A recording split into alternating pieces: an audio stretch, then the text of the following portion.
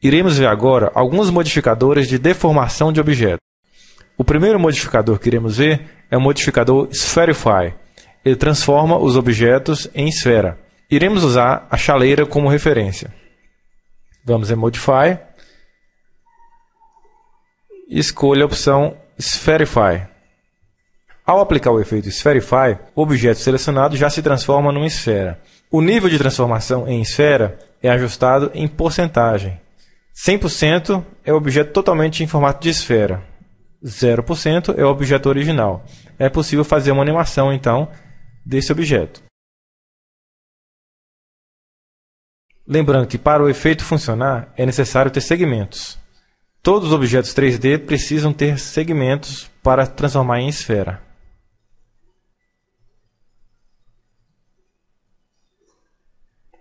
Um outro modificador interessante é o modificador Squeeze. Squeeze simula o efeito de pressão sobre o objeto, como se alguém estivesse pressionando por cima. Você ajusta a mount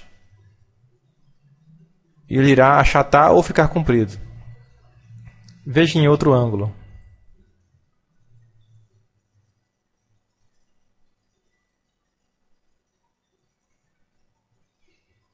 Esse efeito é muito interessante para animações com objetos de efeito emborrachado. Um outro modificador parecido é o modificador Stretch. Stretch irá achatar e ao mesmo tempo comprimir o objeto. Repare o efeito dele ao ser ajustado. É bem semelhante ao Squeeze, só que dá um efeito de deformação diferente. Em Amplify você ajusta a intensidade do efeito.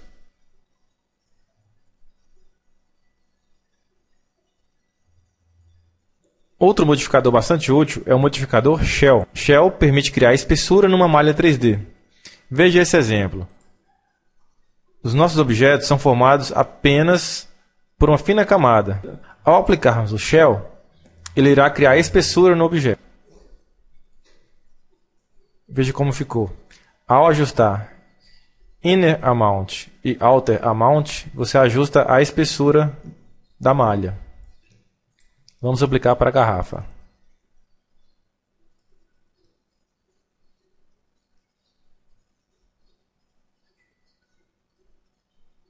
Portanto, qualquer objeto montado com a malha de face simples é possível criar uma espessura usando face dupla.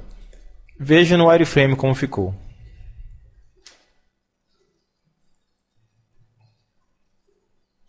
Sem shell e com shell.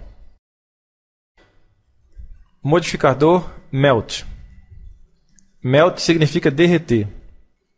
Ajustando os valores de Melt, o objeto nosso irá derreter.